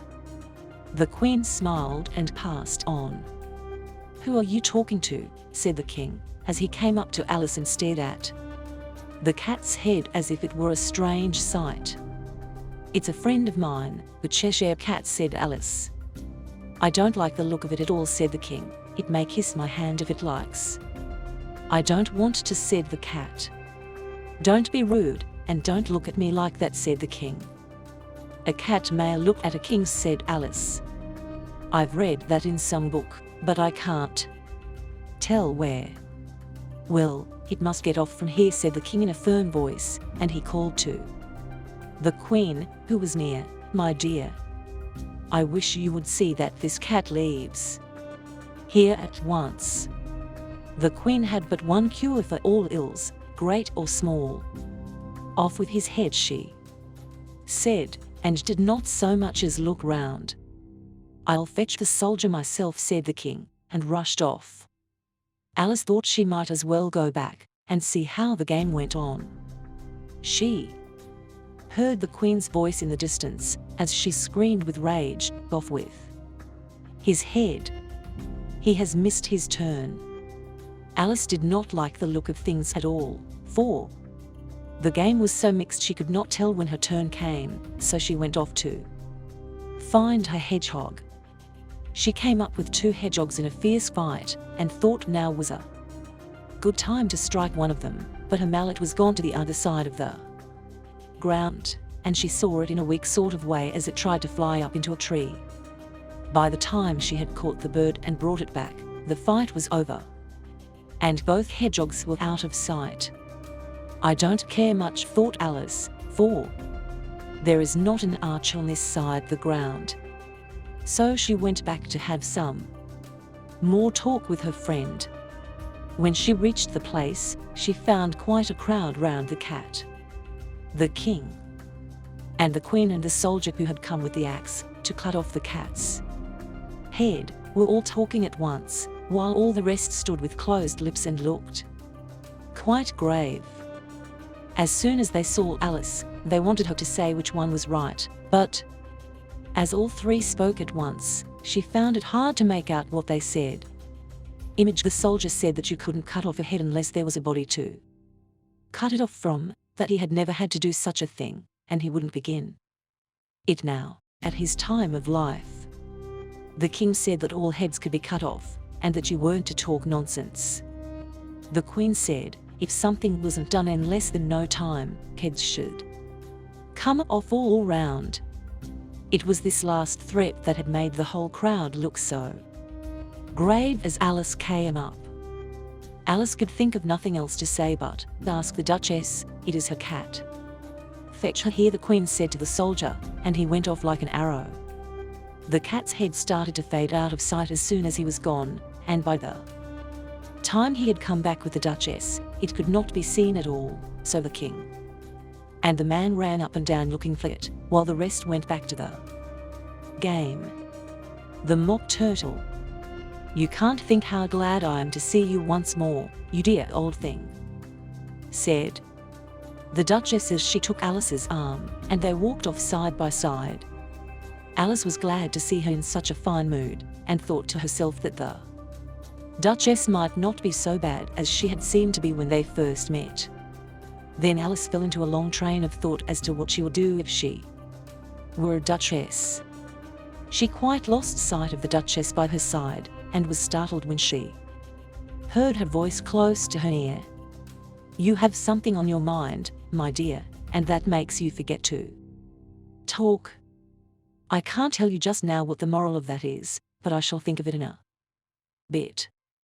Are you sure it has one? Asked Alice. Tut, tut, child, said the Duchess. All things have a moral if you can but find it. And she squeezed up close to Alice's side as she spoke. Alice did not much like to have the Duchess keep so close, but she didn't like to be rude, so she bore it as well as she could. The game is not so bad now, Alice said, thinking she ought to fill in the time with talk of some kind. "'Tis so," said the Duchess, "and the moral of that is, oh, 'tis love, 'tis love. That makes the world go round." Someone said, "It's done by each one minding his own work," said Alice. "Ah, well, it means much the same thing," said the Duchess, then added, "and the moral of that is, take care of the sense and the sounds will take care of themselves." Image. How she likes to find morals in things, said Alice. "Why don't you talk more and not think so long?" asked the Duchess. "I've a right to think," said Alice in a sharp tone, for she was tired and vexed. "Just as much right," said the Duchess, "as pigs have to fly, and the more." But here the voice of the Duchess died out in the midst of her pet word, moral, and Alice felt the arm that was linked in hers shake as if with fright. Alice looked up, and there stood the Queen in front of them with her arms folded, and a dark frown upon her face. "A fine day, Your Majesty," the Duchess began in a weak voice. "Now, I warn you in time," shouted the Queen, with a stamp on the ground as she spoke. "Either you or your head must be off, and that in about half no time. Take your choice." The Duchess took her choice and was gone in a moment. "Let's go on with the game," the Queen said to Alice, and Alice was in too great a fright to speak, but went with her back to the croquet ground. The guests had all sat down in the shade to rest while the Queen was away, but as soon as they saw her they rushed back to the game, while the Queen said if they were not in their places at once, it would cost them their lives. All the time the game went on, the queen kept shouting, "Off with his head! All off with her head," so that by the end of half an hour there was no one left on the grounds but the king, the queen, and Alice. Then the queen left off, quite out of breath, and said to Alice, "Have you seen the mock turtle yet?" "No," said Alice, "I don't know what a mock turtle is." "It is a thing mock turtle soup is made from," the queen said. "I've never seen or heard of one," Alice said. "Come on then, and he shall tell you his story," said the queen. As they walked off, Alice heard the king say in a low tone to those whom the queen had doomed to death, "You may all go free." "Come, that's a good thing," thought Alice, for she felt very sad that all those men must have their heads cut off. Image. They soon came to where a griffin lay fast asleep in the sun. If you don't know what it is like, look at the picture. "Oh, dull thing," said the queen, "and take this young lady to see the mock turtle. I must go back now," and she walked away and left Alice with the griffin. Alice was by no means pleased with its looks, but she thought she would be quite as safe with it as she would be with the queen, so she waited. The griffin sat up and rubbed its eyes, then watched the queen till she was out of sight. Then it laughed. "What fun," it said, half to itself, half to Alice. "What is the fun?" she asked. "Why," she had said, "it's all a whim of hers. They never cut off those heads, you know. Come on." Soon they saw the mock turtle sitting sad and lone on a ledge of rock, and as they came near, Alice could hear him sigh as if his heart would break. "What makes him so sad?" Alice asked. "It's all a whim of his," said the griffin. "He hasn't got no grief, you know. Come on." Image. So they went up to the mock turtle, who looked at them with large eyes full of tears, but did not speak. "This here young lady," said the griffin, "she wants for to know about your past life, she do." "I'll tell it to her," said the mock turtle in a deep, sad tone. "Sit down both of you and don't speak a word till I get through." So they sat down, and no one spoke for some time. "Once," said the mock turtle at last, with a deep sigh, "I was a real turtle. When we were young we went to school in the sea. We were taught by an old turtle. We used to call him Tortoise." "Why did you call him Tortoise, if he wasn't one?" Alice asked. "He taught us, that's why," said the mock turtle. "You are quite dull not to know that." "Shame on you to ask such a simple thing," added the griffin. Then they both sat and looked at poor Alice, who felt as if she could sink into the earth. At last the griffin said to the mock turtle, "Drive on, old fellow. Don't be all day about it," and he went on in these words. "Yes, we went to school in the sea, though you mayn't think it's true." "I didn't say I did not," said Alice. "You did," said the mock turtle. "Hold your tongue," added the griffin. The mock turtle went on. "We were well taught, in fact we went to school each day." "I've been to a day school too," said Alice. "You needn't be so proud as all that." "Were you taught washing?" asked the mock turtle. "Of course not," said Alice. "Ah, then yours wasn't a good school," said the mock turtle. "Now at ours, they had at the end of the bill, French, music, and washing, extra. You couldn't have needed it much in the sea," said Alice. "I didn't learn it," said the mock turtle, with a sigh. "I just took the first course." "What was that?" asked Alice. "Reeling and writhing, of course, but first," the mock turtle said. "An old eel used to come once a week. He taught us to drawl, to stretch and to faint in coils." "What was that like?" Alice asked. "Well, I can't show you myself," he said. "I'm too stiff." And the griffin didn't learn it. How many hours a day did you do lessons? Asked Alice. 10 hours the first day, said the Mock Turtle, 9 the next, and so on. What a strange plan, said Alice. That's why they are called lessons, said the Griffin. They lesson from day to day. This was such a new thing to Alice that she sat still a good while and didn't speak. Then there would be a day when you would have no school, she said. Of course there would, said the Mock Turtle. What did you do then? Asked Alice. I'm tired of this, said the Griffin. Tell her now of the games we played. The lobster dance. The Mock Turtle sighed, looked at Alice and tried to speak, but for a minute or two sobs choked his voice.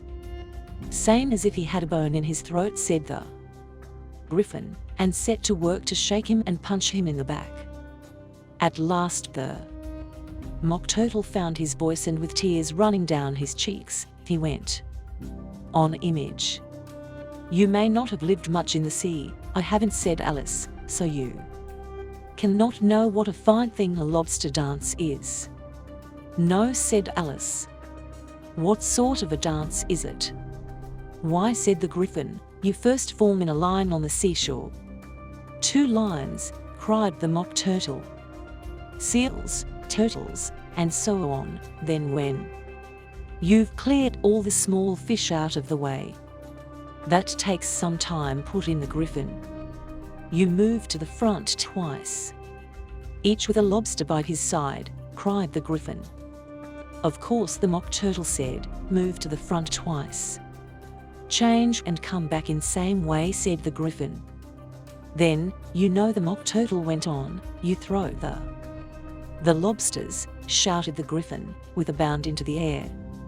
As far out to sea as you can.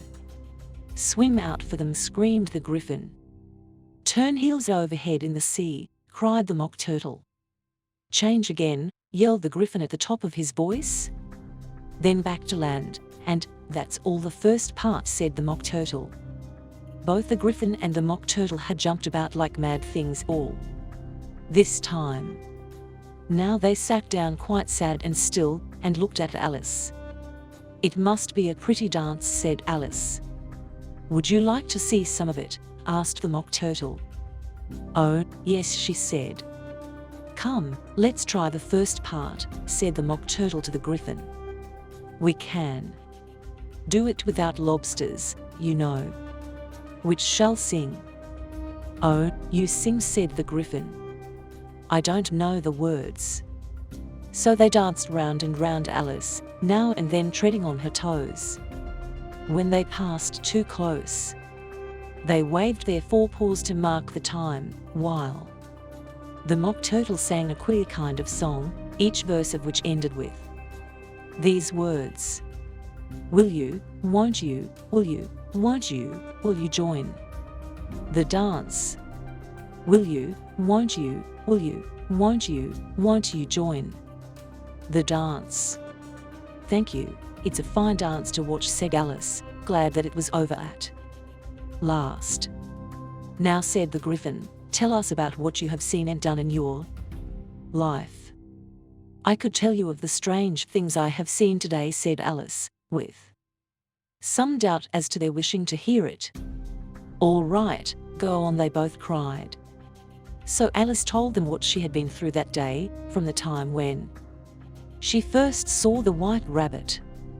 They came up quite close to her, one on each side, and sat still till she got to the part where she tried to say, "You are old, Father William," and the words all came wrong. Then the Mock Turtle drew a long breath and said, "That's quite strange." "It's all as strange as it can be," said the Griffin. "It all came wrong," the Mock Turtle said, while he seemed to be in deep thought. "I should like to hear her try to say something now. Tell her to begin." He looked at the Griffin as if he thought it had the right to make Alice do as it pleased. "Image, stand up and say, 'Tis the voice of the sluggard," said the Griffin. "How they do try to make one do things," thought Alice. "I might just as well be at school at once." She stood up and tried to repeat it, but her head was so full of the lobster dance, that she didn't know what she was saying, and the words all came very queer, indeed. "'Tis the voice of the lobster," I heard him declare. "You have baked me too brown, I must sugar my hair." As a duck with its eyelids, so he with his nose trims his belt and his buttons, and turns out his toes. "That's not the way I used to say it when I was a child," said the Gryphon. "Well, I never heard it before," said the Mock Turtle, "but there's no sense in it at all." Alice did not speak. She sat down with her face in her hands, and thought, "Will things never be as they used to anymore?" "I should like you to tell what it means," said the Mock Turtle. "She can't do that," said the Gryphon. "Go on with the next verse." "But his toes," the Mock Turtle went on. "How could he turn them out with his nose, you know?" "Go on with the next verse," the Gryphon said once more. "It begins, I passed by his garden." Alice thought she must do as she was told, though she felt sure it would all come wrong, and she went on. "I passed by his garden and marked with one eye how the owl and the oyster were sharing the pie." "What is the use of saying all that stuff?" the Mock Turtle broke in, "if you don't tell what it means as you go on. I tell you it is all nonsense." "Yes, I think you might as well leave off," said the Gryphon, and Alice was but too glad to do so. "Shall we try the lobster dance once more?" the Gryphon went on. "Would you like the Mock Turtle to sing you a song?" "Oh, a song please, if the Mock Turtle would be so kind," Alice said with so much zest that the Gryphon threw back his head and said, "Hm. Well, each one to his own taste. Sing her turtle soup, will you, old fellow?" The Mock Turtle heaved a deep sigh, and in a voice choked with sobs, began his song, but just then the cry of "the trial is on" was heard a long way off. "Come on," cried the Gryphon. He took her by the hand, ran off, and did not wait to hear the song. "What trial is it?" Alice panted as she ran, but the Gryphon only said, "Come on," and still ran as fast as he could. Who stole the tarts? The King and Queen of Hearts were seated on their throne when Alice and the Gryphon came up, with a great crowd about them. There were all sorts of small birds and beasts, as well as the whole pack of cards. The knave stood in front of them in chains, with a soldier on each side to guard him, and near the King was the White Rabbit, with a trumpet in one hand and a roll of paper in the other. In the middle of the court was a table with a large dish of tarts on it. They looked so good that it made Alice feel as if she would like to eat some of them. "I wish they'd get the trial done," she thought, and hand round the pies. But there seemed no chance of this, so to pass the time away she looked round at the strange things about her. This was the first time Alice had been in a court of this kind, and she was quite pleased to find that she knew the names of most things she saw there. "That's the judge," she thought. "I know him by his great wig." The judge, by the way, was the king, and as he wore his crown on top of his wig, he looked quite ill at ease.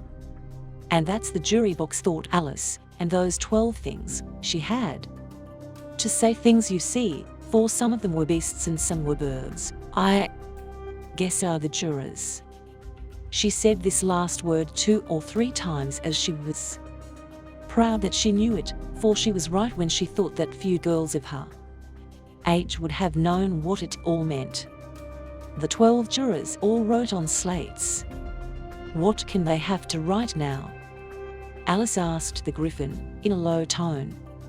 The trial has not begun yet. They're putting down their names, the Gryphon said, for fear they should forget them. Stupid things, Alice said in a loud voice, but stopped at once, for the White Rabbit cried out, silence in court, and the king looked round to make out who spoke. Alice could see quite well that the jurors all wrote down stupid things on their slates. She could even make out that one of them didn't know how to spell Stupid, and that he asked the one by his side to tell him, "A nice muddle there.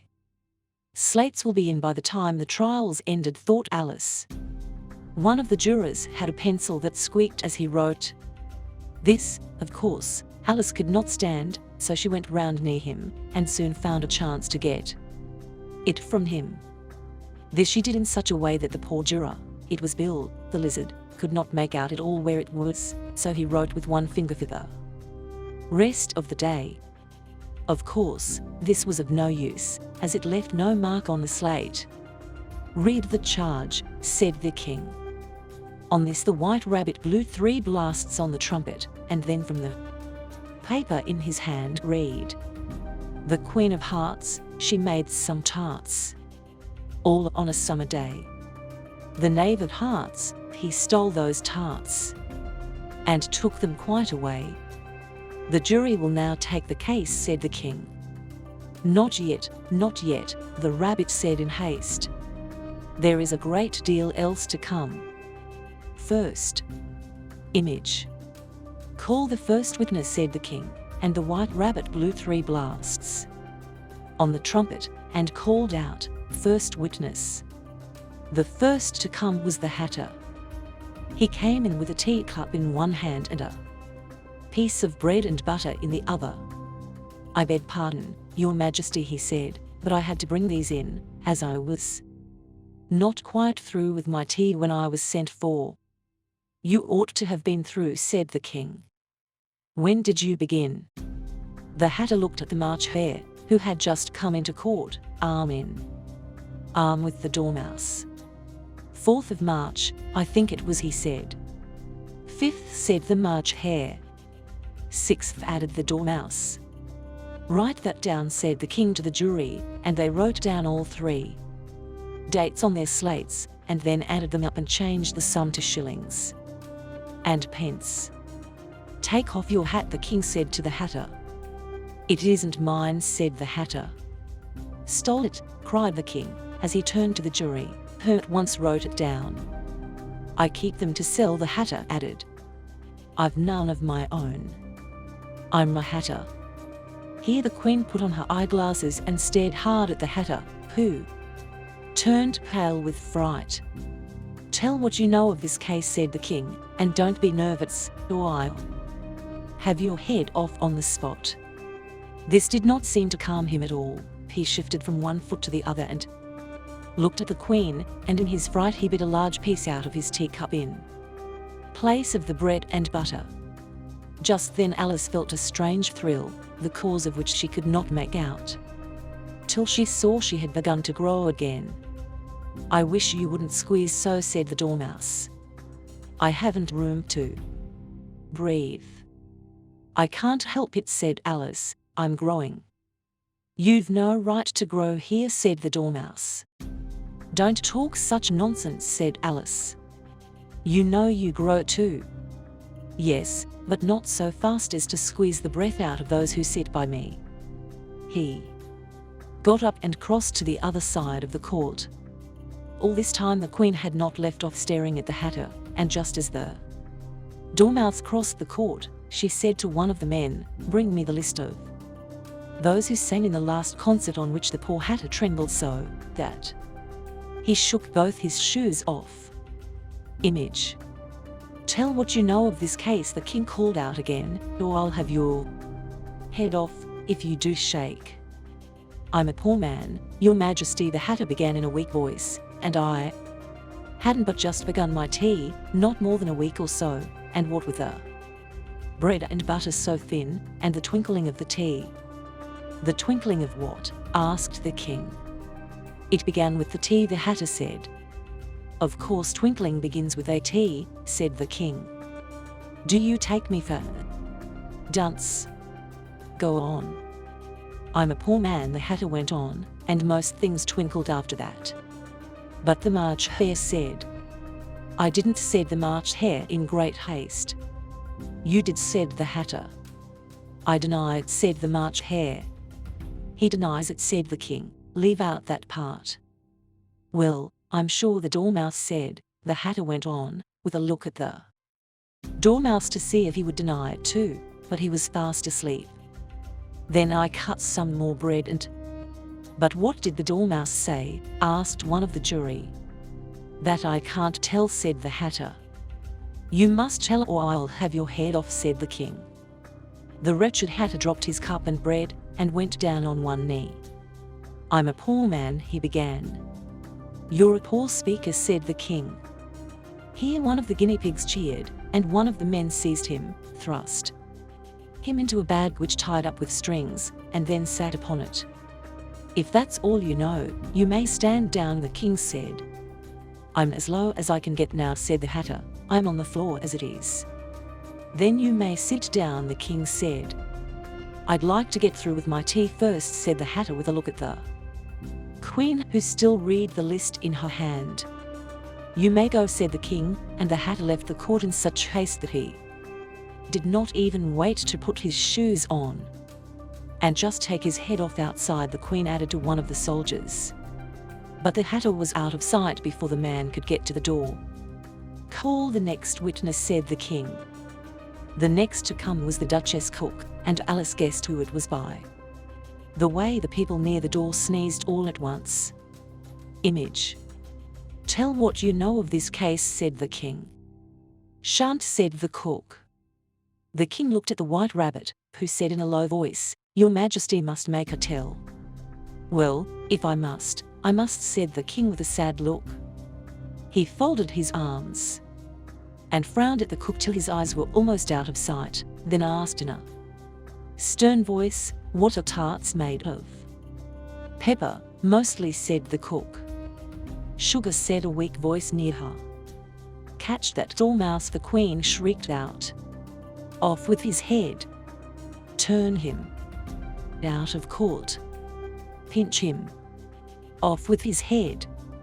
The whole court ran here and there, getting the dormouse turned out, and by the time this was done, the cook had gone. That's all right, said the king, as if he were glad to be rid of her. Call the next, and he added in a low tone to the Queen, Now, my dear, you must take the next witness in hand. It quite makes my head ache. Alice watched the White Rabbit as he looked over the list. She thought to herself, I want to see what the next witness will be like, for they haven't found out much yet. Think, if you can, how she felt when the White Rabbit read out, at the top of his shrill little voice, the name Alice. Alice on the stand. Image. Here, cried Alice, but she quite forgot how large she had grown in the last few minutes, and jumped up in such haste that the edge of her skirt tipped the jury box and turned them all out on the heads of the crowd below, and there they lay sprawling about, which made her think of the globe of goldfish which she had upset the week before. Oh, I beg your pardon, she said, and picked them up and put them back in the jury box as fast as she could. The trial cannot go on, said the king in a grave voice, till all the men are back in place, all he said with great force, and looked hard at Alice. She looked at the jury box and saw that in her haste she had put the lizard in head first, and the poor thing was waving its tail in the air, but could not move. She soon got it out and put it right. Not that it matters much, she thought. I should think it would be quite as much use in the trial one way up as the other. Image. As soon as their slates and pencils had been handed back to them, the jury set to work to write out an account of their fall, all but the lizard, who seemed too weak to write, but sat and gazed up into the roof of the court. What do you know of this case? The king asked Alice. Not one thing, said Alice. Not one thing at all, asked the king. Not one thing at all, said Alice. Write that down, the king said to the jury. The king sat for some time and wrote in his notebook. Then he called out, Silence, and read from his book, Rule 42. Each one more than a mile high to leave the court. All looked at Alice. I'm not a mile high, said Alice. You are, said the king. Not far from 2 miles high, added the queen.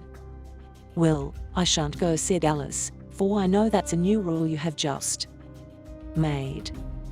It's the first rule in the book, said the king. Then it ought to be Rule 1, said Alice. The king turned pale and shut his notebook at once.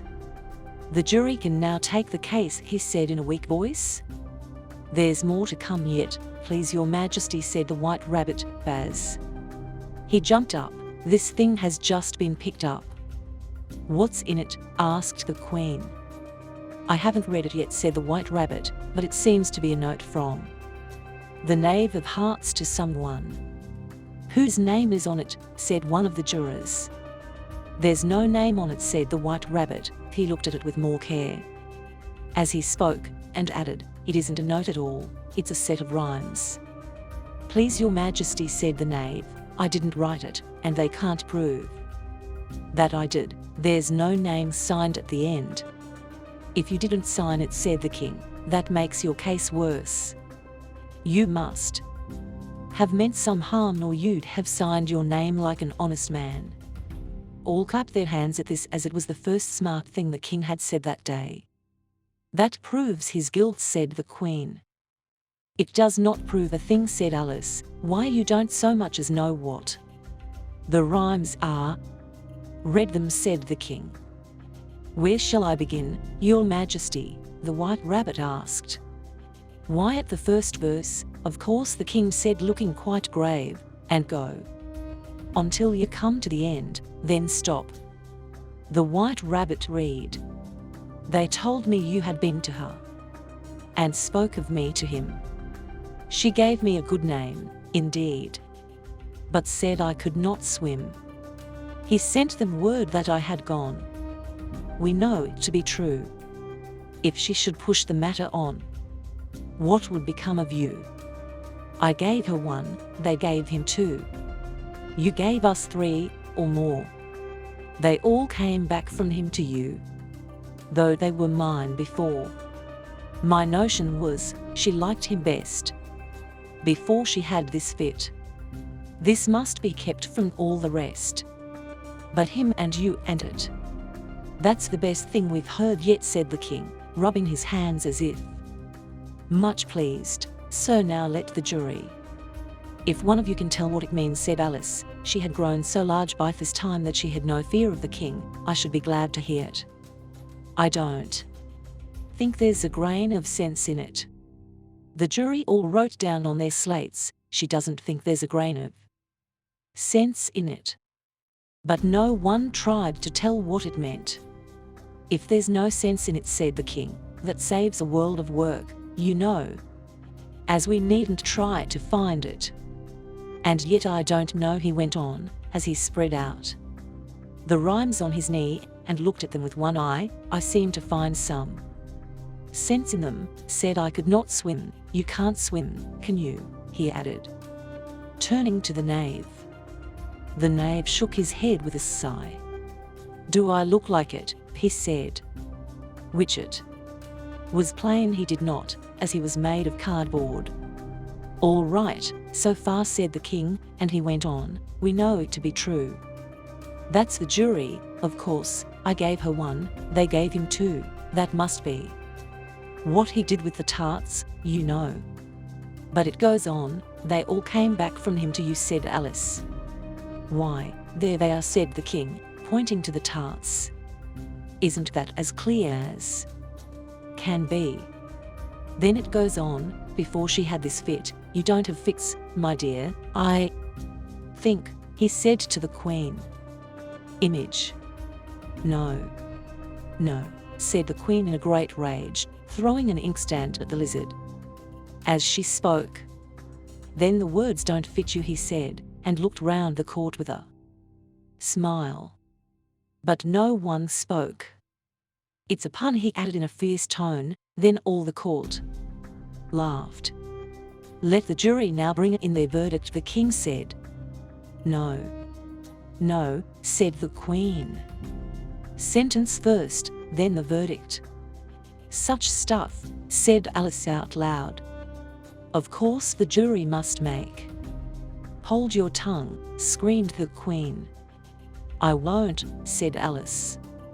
Off with her head, shouted the queen at the top of her voice. No one moved. Who cares for you? said Alice. She had grown to her full size by this time. "You are nothing but a pack of cards." At this, the whole pack rose up in the air and flew down upon her. She gave a little scream and tried to beat them off, and found herself lying on the bank, with her head in the lap of her sister, who was brushing away some dead leaves that had fluttered down from the trees onto her face. "Wake up, Alice dear," said her sister. "Why, what a long sleep you have had." "Oh, I've had such a strange dream," said Alice, and then she told her sister, as well as she could, all these strange things that you have just read about. And when she came to the end of it, her sister kissed her and said, "It was a strange dream, dear, I'm sure, but run now into your tea, it's getting late." So Alice got up and ran off, thinking while she ran, as well she might, what a wonderful dream it had been.